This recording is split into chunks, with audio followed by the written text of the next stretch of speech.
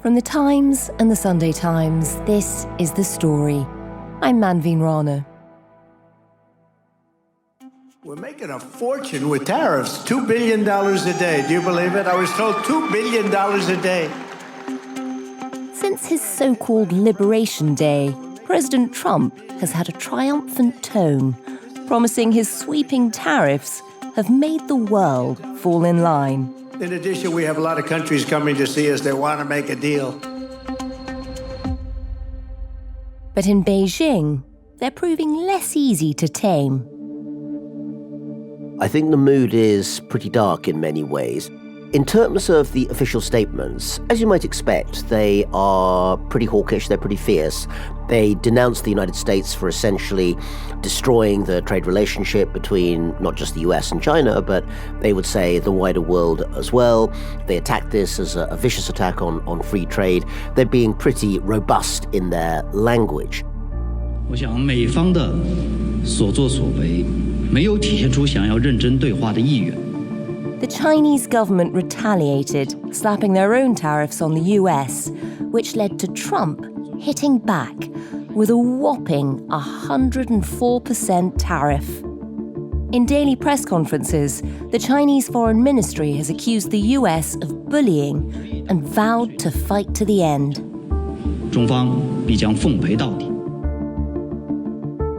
I think in some senses, though, this actually hides the emotion that they are likely to be feeling more than any other, which is not just anger, that's obviously there, but confusion. In other words, the idea they're not quite sure where this has come from, what it's meant to mean, and how they're meant to react to it.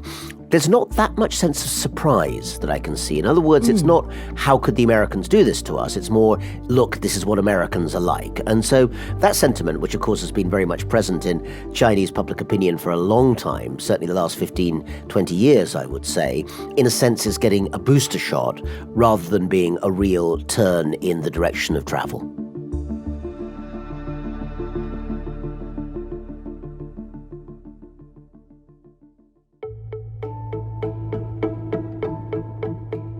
Donald Trump announced a 90-day pause on tariffs for most of the world, but doubled down on hitting China, raising tariffs again to an eye-watering 125%.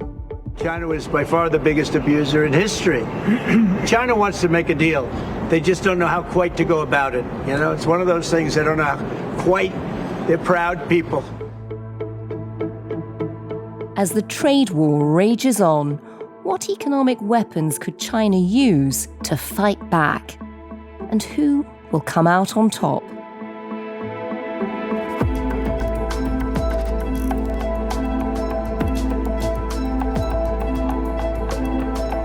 The story today: Beijing's answer to Trump.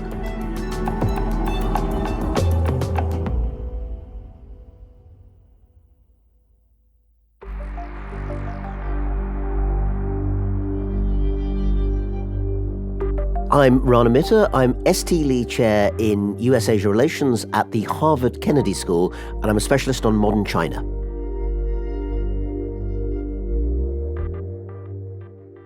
Rana, how long have you been looking at China? How long have you been researching the country? And how does this moment compare to your time watching it closely? I have been looking at China one way or another for far too long, Manveen, but let's say well over 30 years. I studied Chinese at university, partly on a kind of a lark. I thought that this might be an interesting subject, one about which I knew nothing, and it's turned out to be a fascinating place to get to know. And for that reason, you're right that I've seen it, change in all sorts of ways over the last 3.5 decades or so. Shanghai turning from this rather kind of sleepy city, even in the 1980s, that was beginning to come to life, to being, one of the world's major skyscraper-oriented business and financial centers. So all sorts of things have changed over that time. This is a moment that I think is different. And I think the reason that it's different is that, broadly speaking, and I'm being, very, very broad in my judgment here, but broadly speaking, up to this point, it's been China that's been the changeable actor. In other words, the US and the West has always been reacting. Why has China done this? What can we read into this behavior by China? Does this mean that Xi Jinping is going to do X, or Jiang Zemin back in the day is going to do Y? What's it all about? This is, I think, the first time I can remember where China is almost reactive and almost one of the more mainstream actors in international society. And it's the United States that is pulling the unpredictable moves on this sort of geopolitical dance floor. That really does feel different. It really is a bizarre moment. Just to catch up on the last week alone, take us back to Liberation Day and just remind us what Trump announced in terms of China and tariffs and how the tariff trade war has played out ever since.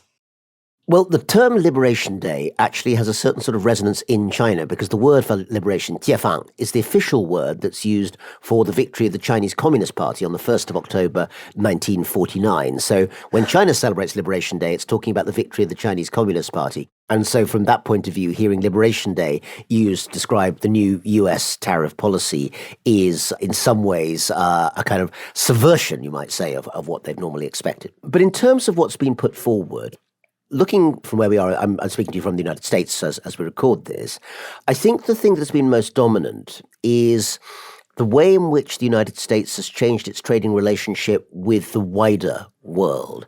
In other words, China has been a bit of a backseat actor in this story. The bigger stories have been, first of all, about Canada. What will the Europeans do?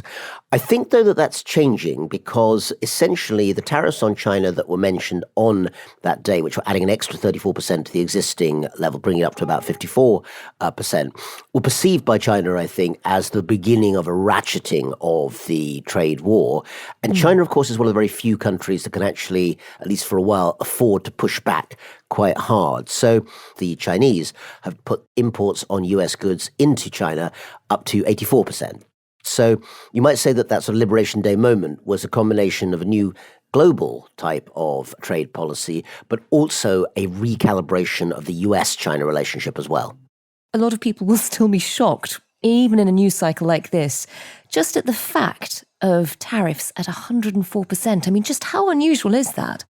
Oh, it's extraordinarily unusual. I think the last time that you had tariffs of that magnitude, and they probably weren't even as large as that in most cases, was about 100 years ago during the Great Depression. The most famous of those tariffs, or at least it's become famous again, was the Smoot-Hawley tariff, I think of 1930, passed by the US Congress. Smoot was a senator, Hawley was a congressman, and they essentially erected huge numbers of tariffs on sales into the United States and thereby essentially further worsened the global recession, the Great Depression that was happening at the time.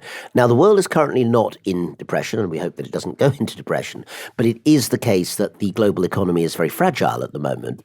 And there are very few analysts who think that in the short term, the massive imposition of reciprocal tariffs around the world is going to be something that creates a stable international economic environment.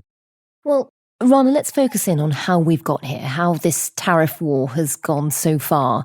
Just very briefly, from Donald Trump's side, why is he so obsessed with China in terms of trade? It's difficult to know exactly because Donald Trump has had particular issues on his mind to do with international trade and the way the world works, which most people trace back to the 1980s. When you go back to the 1980s and read about his views from that time, it was Japan that was very much at the sharp end of his criticism. Because in those days, Japan, in his view, and in the view of many other people who were not keen on opening up global trade, was ripping off the US, or whatever language you want to use in that case, by selling in cars and buying up property in the United States.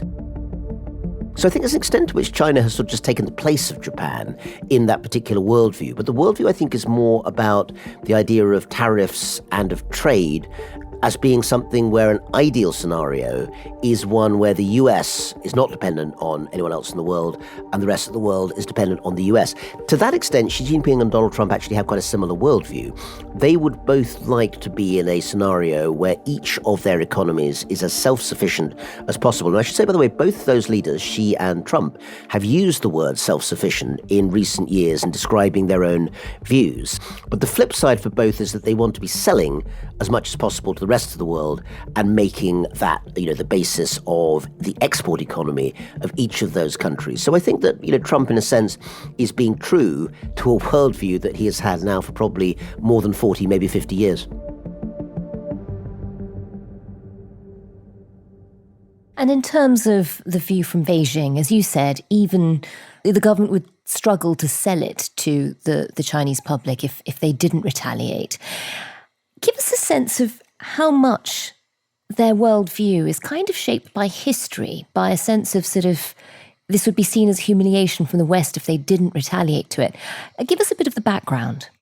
Yes, I mean, many Chinese would recognize a particular phrase, 百年国耻, 100 years of national humiliation. And what that refers to is the 100 years or so, approximately, between the Opium Wars of the 1830s and 40s and World War II in the 1930s and 40s. This basically is a period that starts with the forced, blasting open of the doors of China when British opium traders, backed up by, ironclad or semi-ironclad warships, smash open the doors of southern China to force the sale of opium and also the opening up to broader Western trade in China. And this has never been forgotten because it became the moment in the modern world, the mid-19th century, when China was no longer in command of its own destiny. This great continental empire that existed for thousands of years, no longer in charge of its own fate. And really for the following 100 years, invasions by, the Japanese, restrictions for the British, the French, the Americans, the other great empires, all of these meant that China was not in control of its own destiny. Finally, it gets that in 1945 at the end of World War II as a result of fighting alongside the Allies against the Japanese.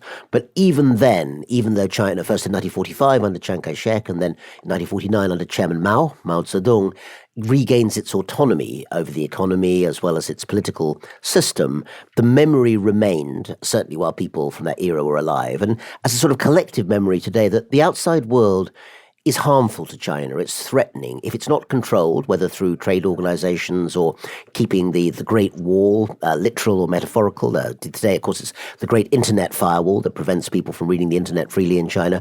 These are ways of keeping China safe and secure. And it's no surprise that one of the keywords, and not the keyword, that Xi Jinping uses to define his political project is 安全.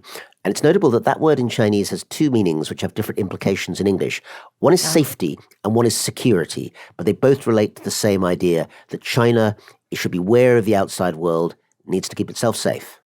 That's so fascinating.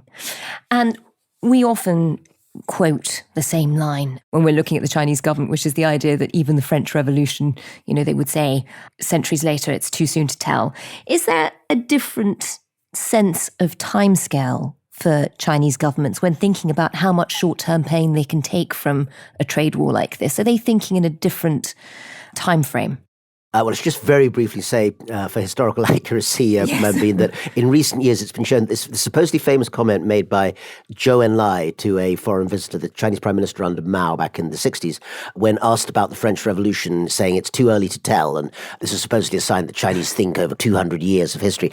Actually, it's now been pretty clear that he thought he was being asked about the 1968 riots, the student riots in Paris. So in fact, he was being asked about events that had happened 3 months or 6 months before, so I'm afraid it actually wasn't quite as long range as people think.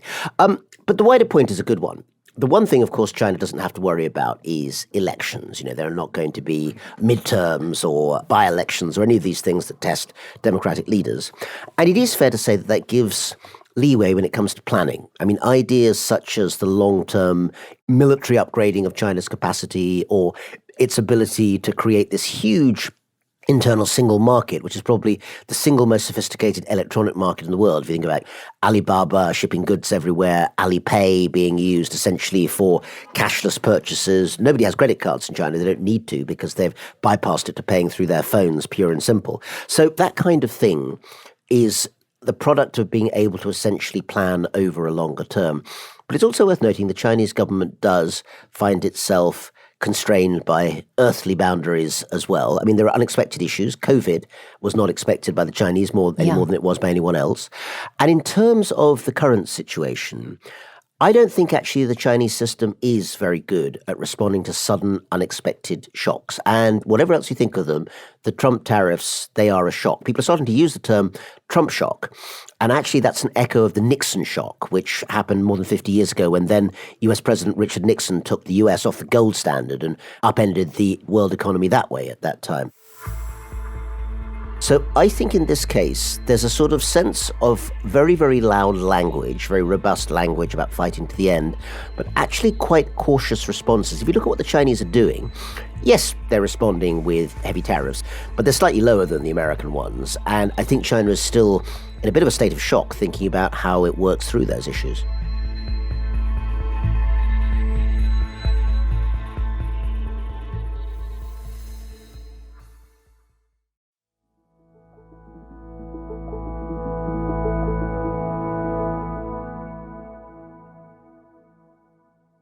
Rana, as you say, China says it's ready to fight to the end. What are the stakes for Xi Jinping here? I mean, give us a sense of the state of the Chinese economy right now. The Chinese economy does not appear to be doing well at the moment. My own sense is it's not about to fall off a cliff. This isn't a sort of disaster moment. But if you look at some of the indicators, youth unemployment and underemployment in the major cities, many assessments say that this might easily be, 20, 30, 40% in some cities. That's not a number amongst young, economically active people that any government wants to see. There's been a property bust in China in recent years. Much of the country's growth over the last 15 years or so was based on real estate sales and growth, land sales.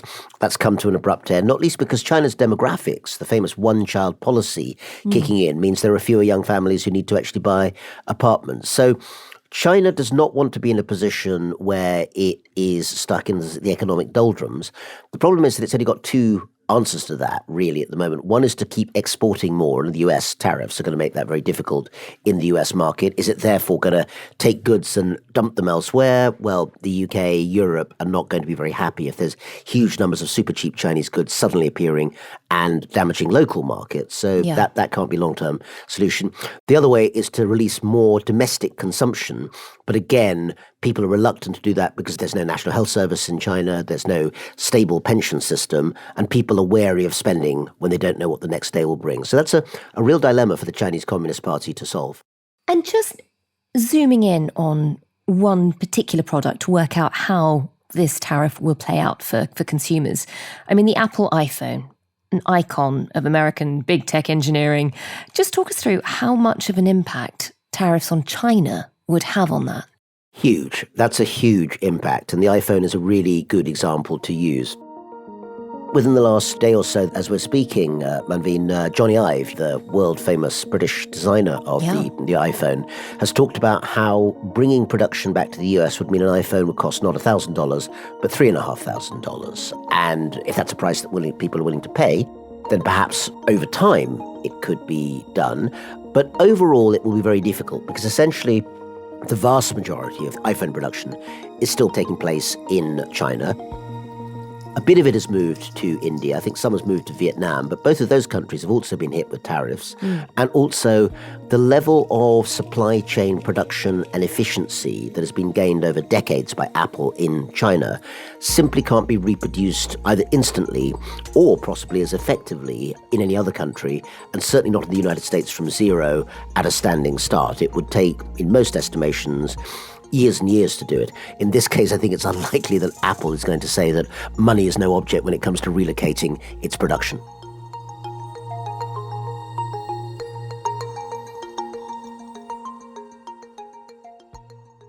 And part of the reason why the price of an iPhone will go up so significantly is not just labour costs, labour being much more expensive in America than it is in China, but also the use of rare earths.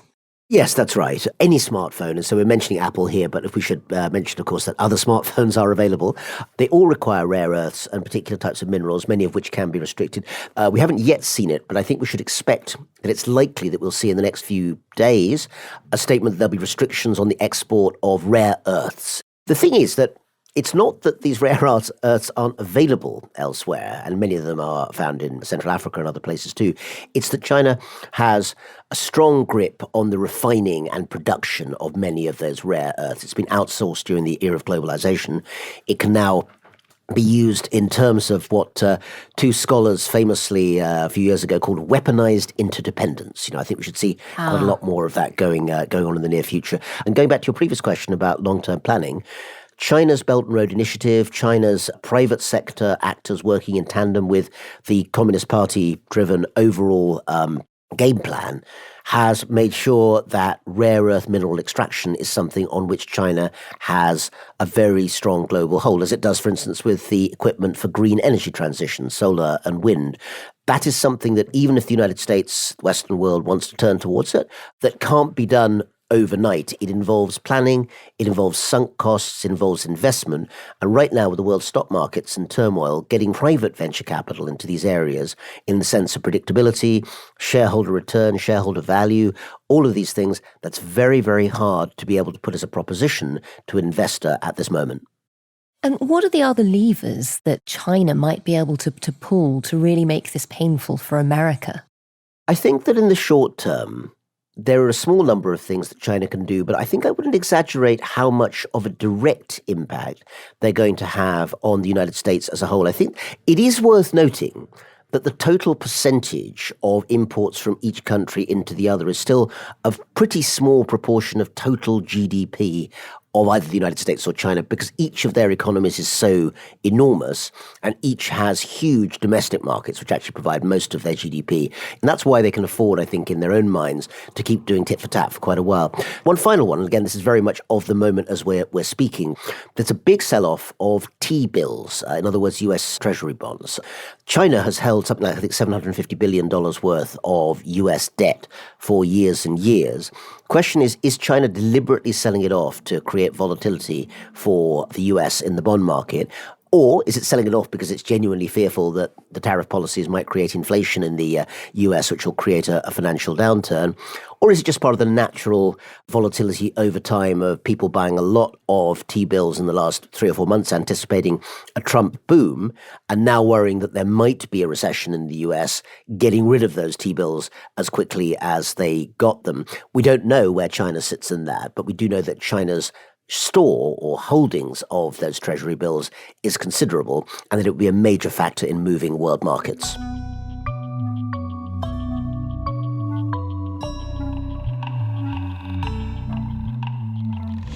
And Rana, how much of this will come down to the personal relationship between Xi Jinping and Donald Trump? I mean, you watched them through the first Trump administration.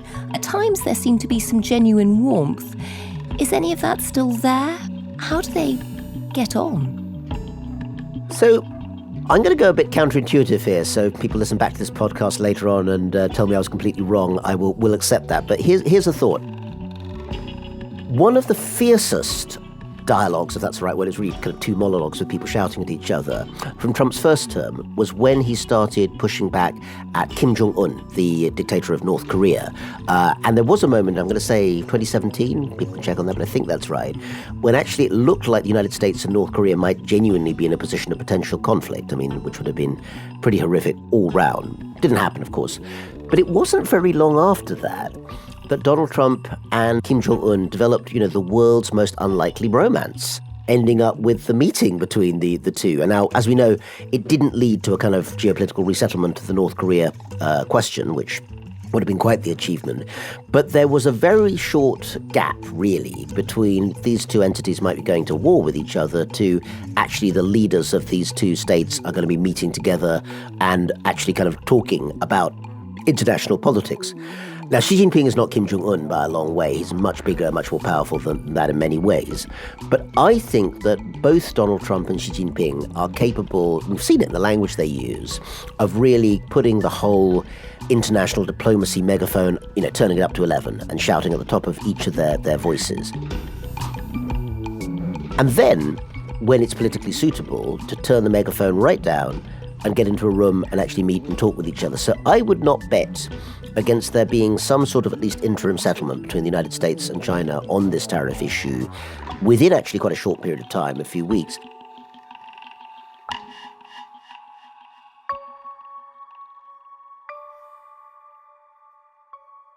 Whether that produces a lasting solution, I think, is another question. But actually, I think it's by no means out of the question that China and the US could have that sort of summit. The condition would be, and I think from the Chinese side, this is my guess, it couldn't be in any circumstances where it looked as if one side, or at least the Chinese side, had conceded to the Americans.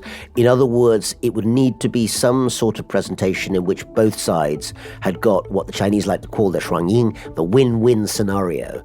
If they can engineer that, and frankly, both Xi and Trump are masters of performance, they will be able, I think, to sell something like that to their own people if they're on board for it. So look out for that, Manveen. That might yet be on the way.